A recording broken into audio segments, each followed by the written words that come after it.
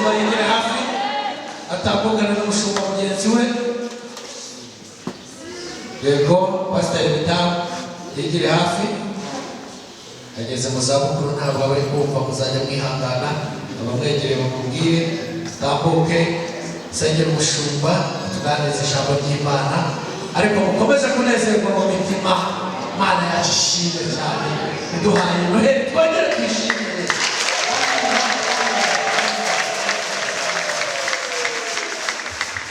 Mana turagushimiye kuko uri Imana yo kubitekerezaho, uri Imana yo kubanza amaso y'ibitandatu turagushimiye kuri uyu munsi udasanzwe kuko watwibutse ubona mu ijuru ubona ko Imana atari ikintu cyo kugundirwa wemera kwisiga umusaraba kamera ku mugaragu w'Imana uwacisha kufuraganuka iwanga no gupfa kurutuko kumusaraba.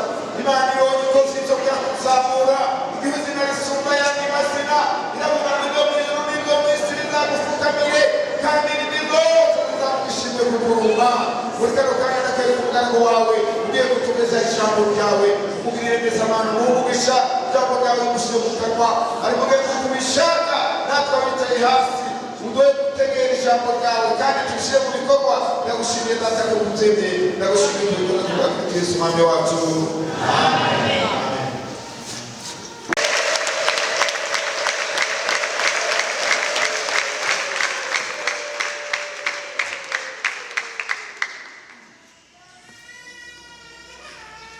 Ibintu biri hano bitangaza gusa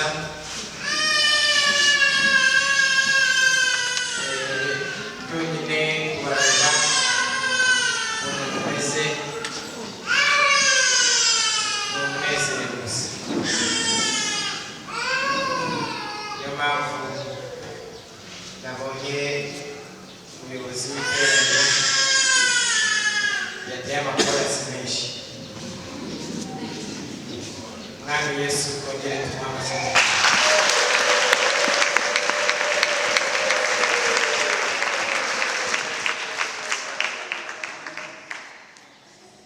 Nagira ngo kandi basabe muhaguruke dusome Bibiliya.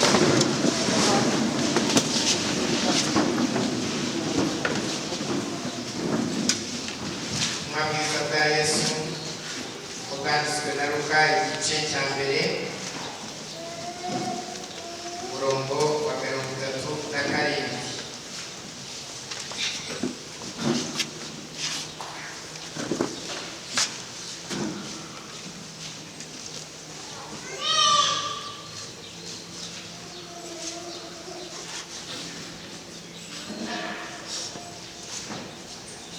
Nzajya musubiramo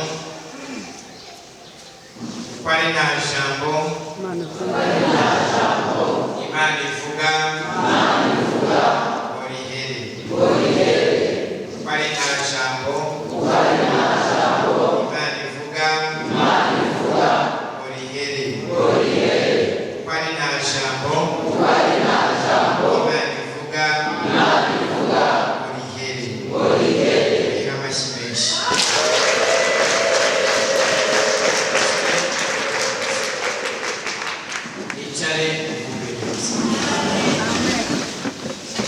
By'abantu bishobora kunanirana kugira ijambo bisoza bikamunanira kuko ari umuntu cyangwa se akagira ibyago atarisohoje yarakwemereye ko azagutwerera akamwirukana ku kazi intwererano akazi cyangwa se agapfa atarisohoje kuko ari umuntu.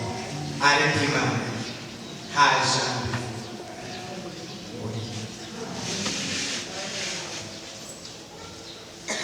Imana ivuga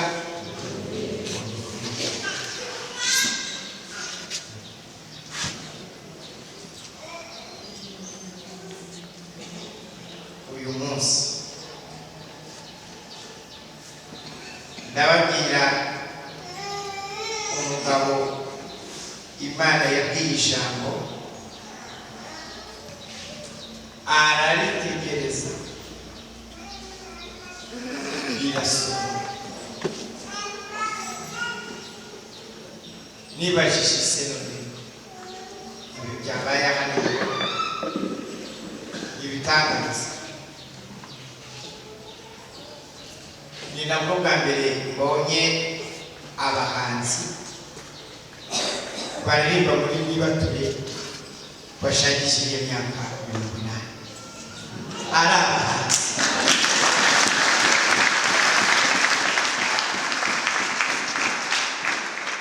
Wasanga hari n'abandi bafite imyaka nk'iyabo nabo baririmba, ariko abaririmba saa 10 za mu banga baki. Ibi rero nabyo nuko ari nta jambo Imana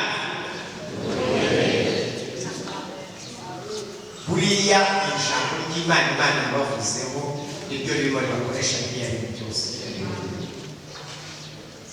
Sanga nibyo nahawe rero n'iby'umusaza witwa Simeon. Uyu munsi mukuru w'ivuka rya Yesu Kristo umwami wacu yaravutse, turimo turizihiza kuvuka kwe. Ikindi ni muzima, ntabwo ari uruhinja, ni umwami yarazutse yicaye iburyo bw'Imana. Imana tuzi tumuha amashyi Yesu.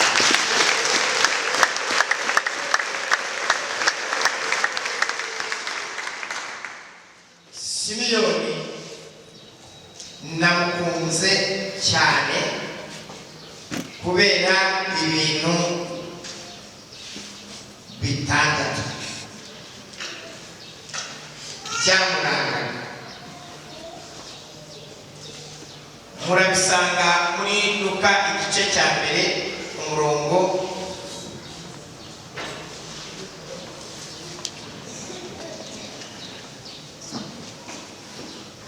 wa 25.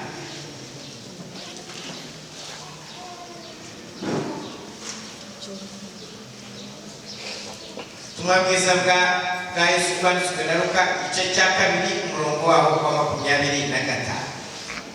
Igice cya kabiri umurongo wa 25 haravuga ibintu bihari byanesheje. Ndavuga mudaza kubaturaho namwe Imana izagibaha kuvugwa neza. Haravuga ngo i Yerusalemu hariho umuntu witwaga Simeon. Icyambere mutebiri ngo yari iki yagukira si icyo ni icyambere.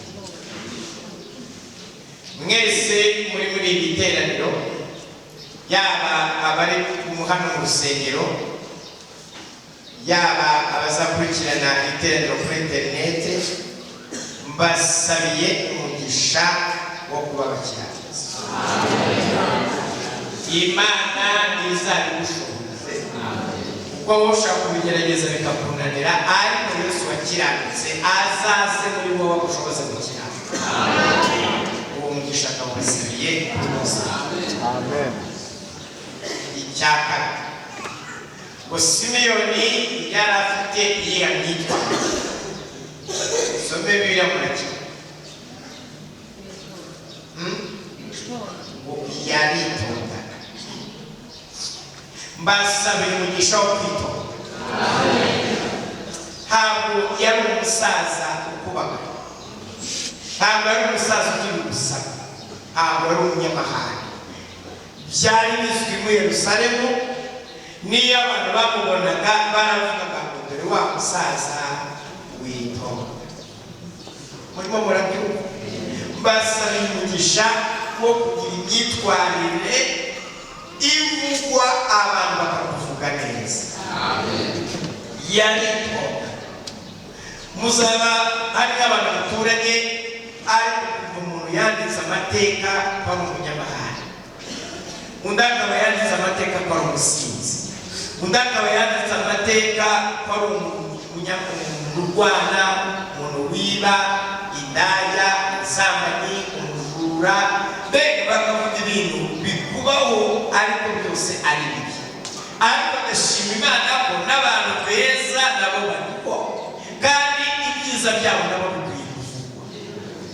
yari umusaza w'umukiranutsi. Icya kabiri, witonda.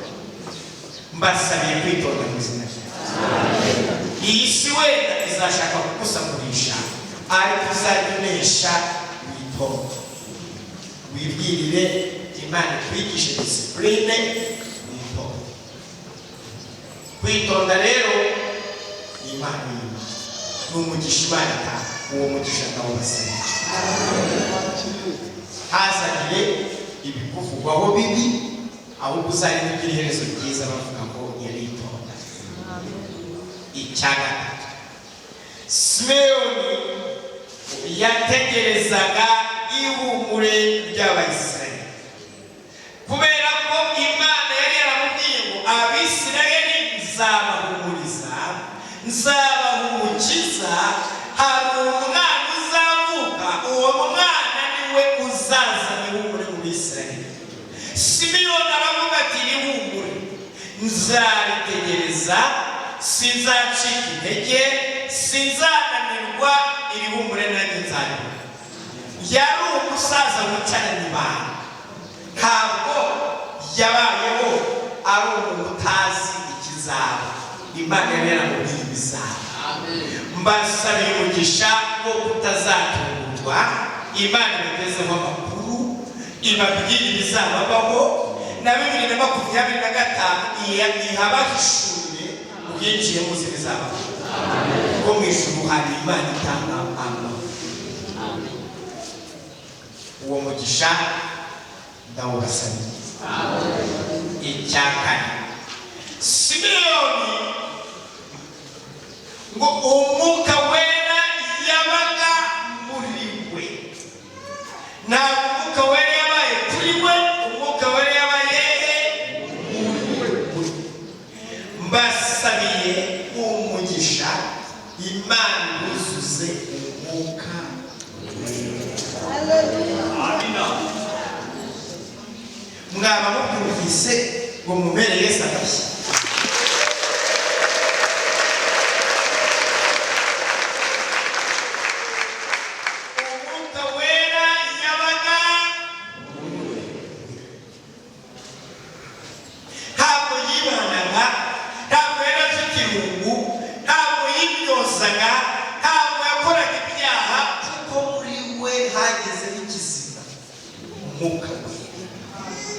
None byamuriranye mwana ambaye ibyera.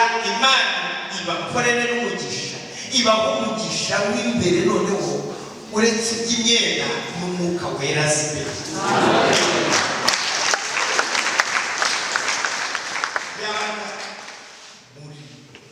Ni ukuvuga iki? Ntabwo rero Simeyoni wamubonaga ngo ube wamubona ari wenyine, ahubwo iyo wamubonaga n'umwuka wera yabaga muri. Basabiye guhora n'umwuka wera, basabiye kuzuza umwuka wera, basabiye kugira ngo n'umwuka wera mugendane, uzarinde iby'isi n'ubuyenzi utaratandukana n'umwuka wera. Ntuzabibona ko nta rukundo, uzajya umenya ko uwo mwuka yabonye yuko kamere ariyo wihera agaciro, agira ate arigenda. Hari abantu bagoranye umwuka, ariko umwuka wera bakawunanira, mbega bakananirana. Murabyumva ibyo bintu? Hari abantu baganiriwe n'umwuka, umwuka wera uzamwana cyangwa se arigendera iyo abonye ibya kamere. Ariko niba ngo umaze kumva yuko nta mwuka, ngo musabe agaruke, arongera akagaruka. Ntabwo yavuga muri iya ngo twarabanye, arangije ajya muri kamere yigendera. None ubwo ashaka ko ngaruka, ntabwo nzagaruka kuko atumva. Ahubwo iyo umusabye kugaruka, umwuka wera ariteguye kugaruka. Haleluya. Ndagira ngo mbabwire ko mu ijuru biteguye no kutugarukaho. Niba hari abantu baguye, niba hari abantu bafite intege nke, iri teraniro uze gusaba umwuka wera agaruke. Icyo ni ikintu cya kangahe? Cya kane. Umwuka wera yabaga muri we. Hanyuma icya gatanu, ndaza kubegera babwire ikintu ngiye kubasaba. kirakomeye cyane, kirakomeye. Nanyishyurwa isanga cyiza cyane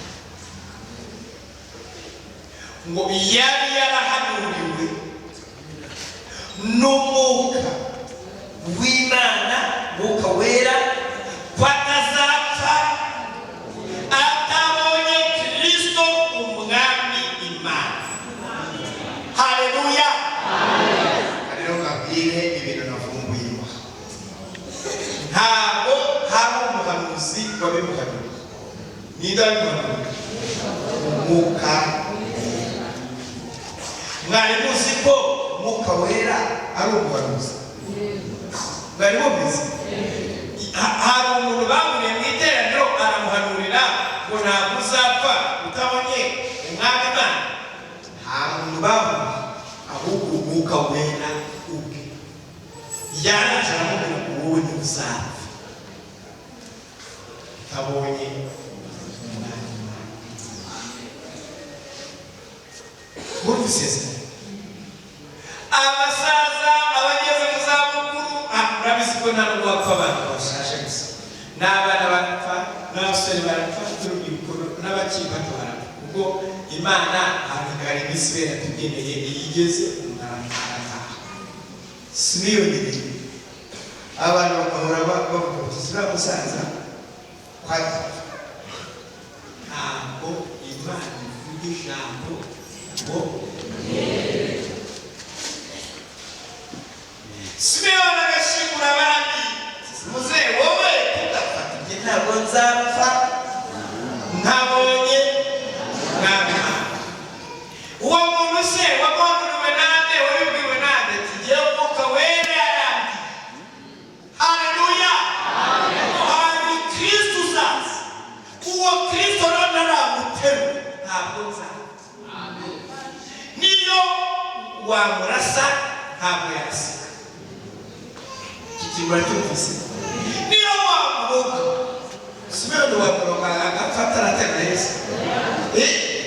Niyo wamukubitisha inkuba, harabona umwisego bakubitisha inkuba ngo z'icyatsi zitagira amaraso. Iyo nkuba yafata Simiyoni nta kintu na kimwe kirusha imbaraga ijambo. Haleluya. Niba ijambo ryaratewe muri wowe, iryo jambo nta kizayirusha imbaraga. Nashaka korore babona ayizumurira agiye gupfa, arahita azuka yongera abeho. Simiyoni aragenda aruma, arasaza, arahera, yibera mu nzu, bagategereza ko apfa, barahera.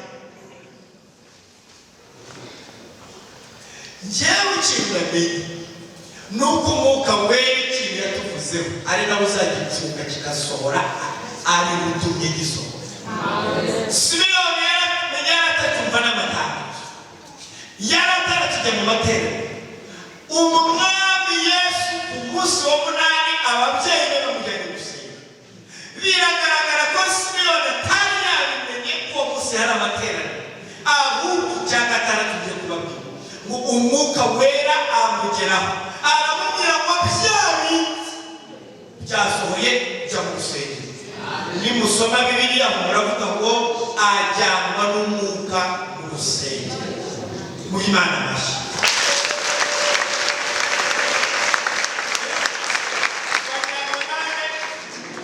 Yajyanye nande? Yajyanywe n'abadiyakoni, yajyanywe n'amatangazo, yajyanywe nande? Wa mwuka umubamo, wa mwuka amuhanuriye, uwo mwuka baramumenye, bigiye gusohora aramukomanga ati muzehe, muzehe, muzehe, jya mu rusengero. Imana izakuzane mu rusengero ihaguhe icyo yavuze.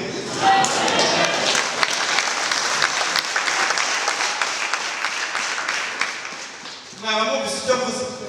Mvuze iki? Ihaguhe icyo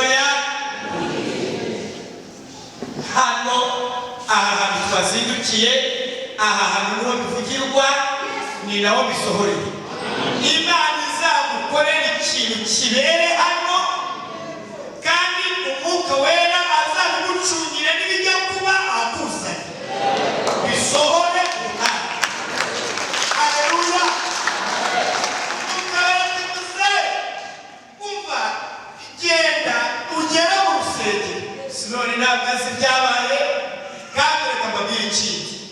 dusenga ubundi tujye mu iteraniro rya kabiri nibashaka mu kumanga ibyo bikukomereza cyangwa mutahe muze kugaruka ku bindi umva ibyo kuvuga ngo Simoni arashaje ahagera ntabwo birimo uwo mwuka wera utumye tujyeyo azatugezayo haba hari umuntu uze mwumvise icyo mvuze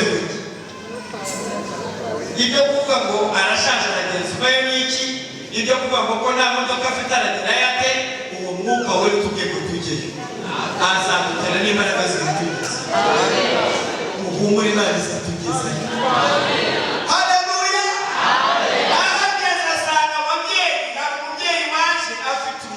umwana bamwasiriye ngo muterure akiguterura umwuka wera amubwira ngo dore wamwana Simiyoni ahita haleluya aravuga ati dore icyo nari nararindiriye birabaye nabibonye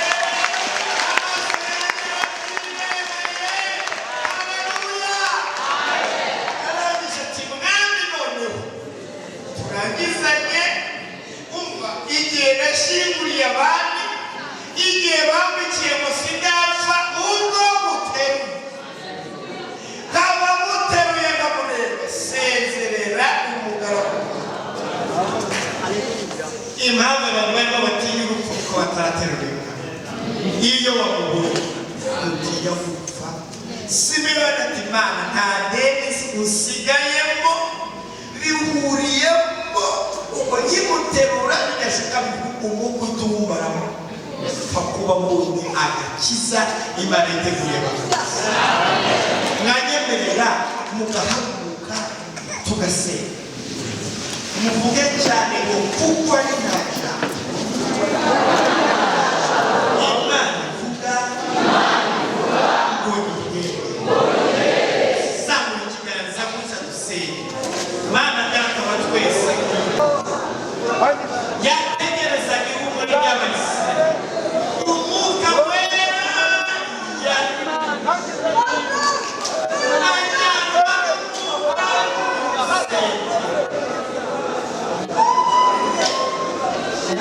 turamusaba kuzanwa n'umwuka umwuka wera azajya azana ababaririmbyi gusenga umwuka wera azana abasaza na Simiyoni gusenga umwuka wera azana abakecuru gusenga umwuka wera azana abasore n'abakobwa gusenga umwuka wera azana abana bato gusenga umwuka wamujyana mu rusengero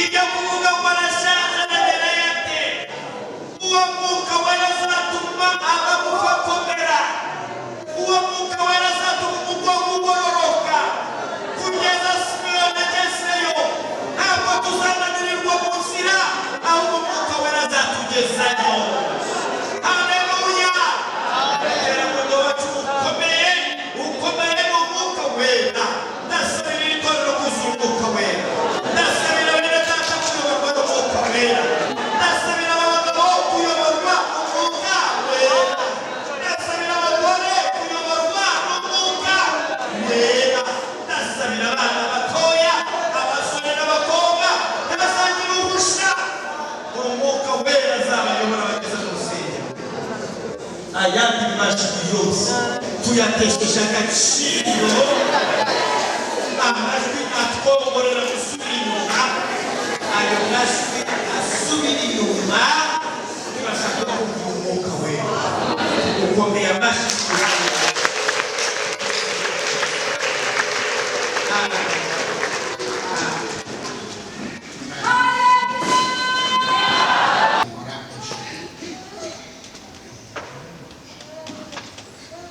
dushimire Imana tuyikomera amashyi